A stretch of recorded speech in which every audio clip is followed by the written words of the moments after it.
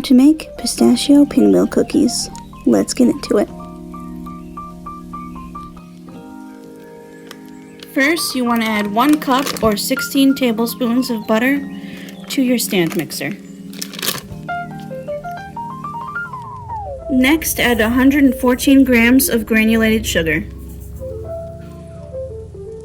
Now, if you don't have a scale, that's okay. You can just go to Google and see what the how to transfer it from grams to like cups and teaspoons or whatever you need. Now, with your mixer fitted with your paddle, you want to mix it on about medium speed. You want to cream this until it's all well combined. If you don't have a stand mixer, that's fine. Again, you can just do this by hand. Just be careful not to overmix, and you'll need to use a lot of elbow grease. No big deal. And don't forget, I'm pretty sure I mentioned this earlier, but make sure your butter is room temperature. It will save you a lot of grief. Also, don't forget to scrape down your paddle as well as the sides of your bowl often so it doesn't stick to the sides. Add 1 egg. Add 1 tablespoon of vanilla extract. Add a tablespoon of almond extract. Cream on low speed until everything is completely well combined. Don't forget to scrape everything down again. Add 170 grams of cake flour. It doesn't have to be this brand. You can buy whatever brand of cake flour.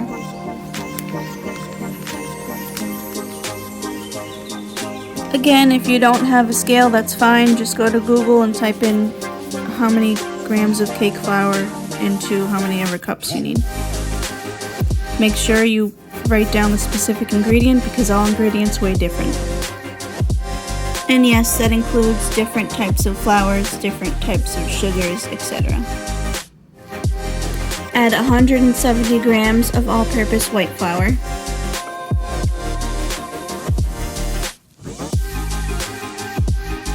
And you want to mix this on very low speed until your dough forms and everything comes together and all your flour is fully incorporated and mixed in. Once your dough comes together and there's no flour remaining, scrape everything down.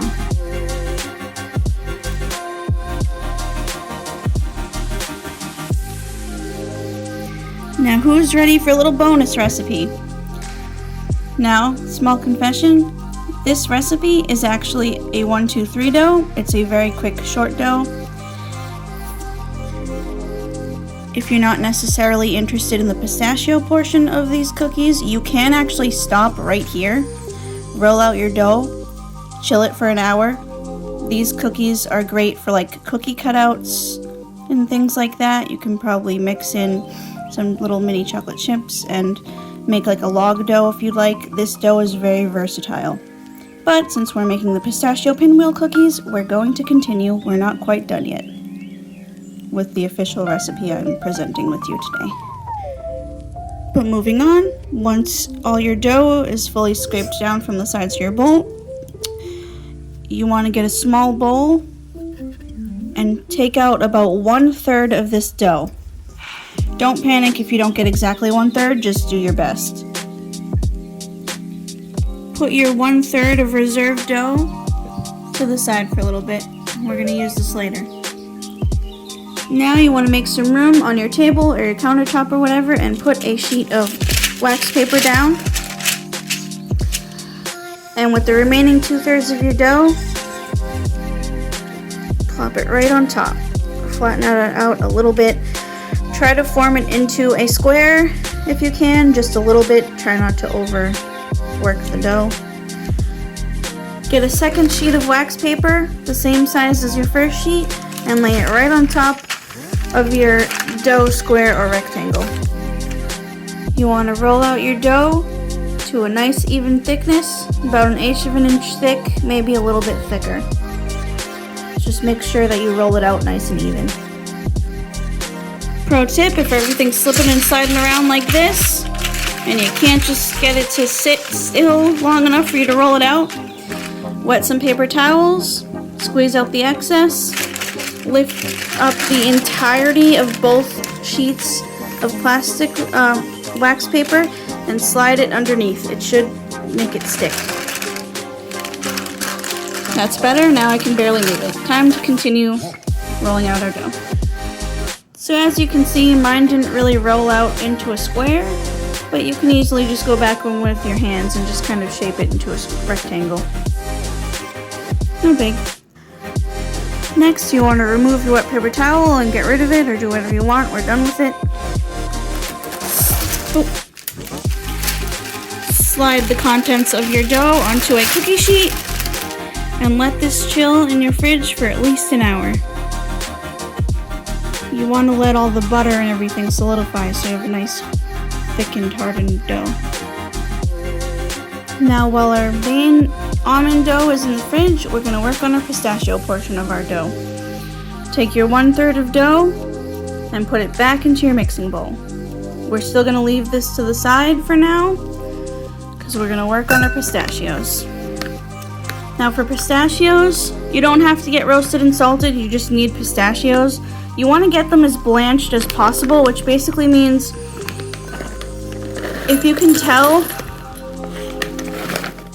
blanched basically means you want them as green as possible. Unfortunately, these are very brown.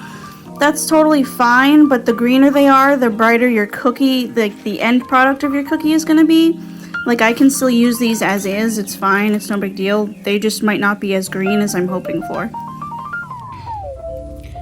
Grab yourself about a cup to a cup and a half of pistachio. You want to grind up all of your pistachios into a fine powder. Try to avoid turning it into a paste. Just do your best. It's okay if it turns into a paste, just try to avoid it. You want a powder, not a paste. Because my grinder thing is so small, I'm going to do mine in small batches. Just because this doesn't always grind everything evenly, so the smaller batches I do in this, the better grind I'll get.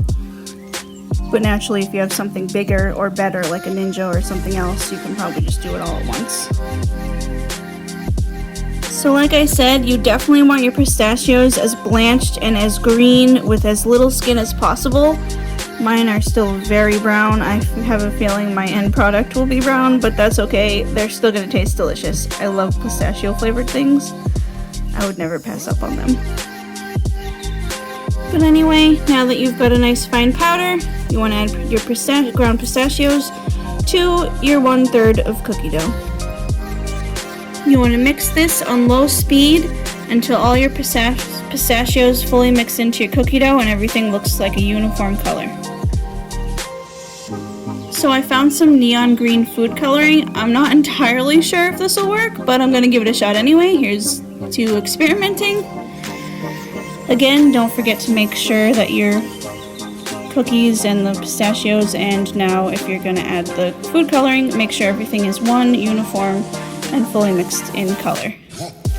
Okay, so first of all, we're not going to say what this looks like, but second of all, I had to add a lot of green, but to be fair, it does look greener, so I'm happy about it.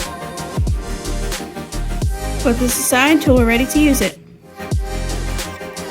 So when you take your dough out of the fridge, you want to carefully peel off the wax paper from the top and the bottom. Put your dough back on the wax paper on the bottom though, because you don't want to fully get rid of it. Warm up your hands a little bit and just kind of pat the dough a little. Because I don't know if my fridge was like super cold, but I can't really, this isn't really pliable. So just kind of just do this a couple of times, no big deal. It'll start getting pliable. Oops. No big deal. And once that's all done, you want to grab your pistachio dough and a knife and start, well, I guess you can do it with your hands too. Just take your pistachio dough, dollop it around your dough like this on top. Just small little chunks all over it. You want to make sure you leave about an inch or so of space around the edges, and then just start spreading out your dough in one nice even layer. Again, you can use a knife if you prefer. Once you got your pistachio cookie dough layer nice and evenly spread in one even layer, you want to start rolling up your dough as if you were making cinnamon buns. Small side note, if you are interested in cinnamon buns, I also have a recipe for that on my page, wink wink. Just carefully roll it up like this. You want to do the long side first. Just carefully start rolling it up. Make the roll as tight as possible as you're moving forward. It only looks like I'm struggling because I'm doing it one-handed. Trust me, it'll be a lot easier when you're using both hands. And don't forget, when you get to the end, I flipped mine over to show you more easily, but don't forget to pinch your ends together so your dough is in one shape. Feel free to pat the sides so it actually forms a cylinder and everything's a little bit more even. Mine actually looks really thick, so I might try to squeeze mine out a little bit more, just so it's a little bit longer.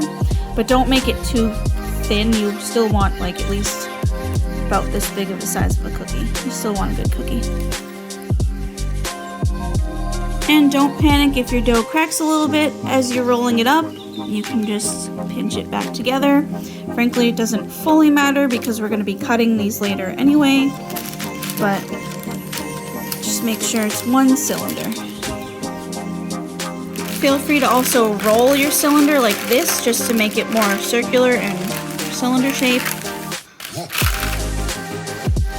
Once again, you are going to transfer your wax paper and your dough back onto your cookie sheet and chill this into the fridge for 1 more hour. When you take your dough out of the fridge, you want to roll it up a little because the bottom will be a little less round. You want to cut your cookie dough about 1/8 of an inch thick. While you're cutting with your second hand, you want to roll it just a little bit as you're cutting to keep them perfectly round, or you can just do it with your hands if you prefer. You want to bake these cookies off at 350 degrees for about 15 to 20 minutes or until they're golden brown on the bottom. The tops do not brown that much. So as I said, the tops really don't get brown that much, so you won't know until you flip them over. But check maybe 1 or 2 here and there on each tray and make sure that they're golden on the bottom. Let them cool down a little and enjoy.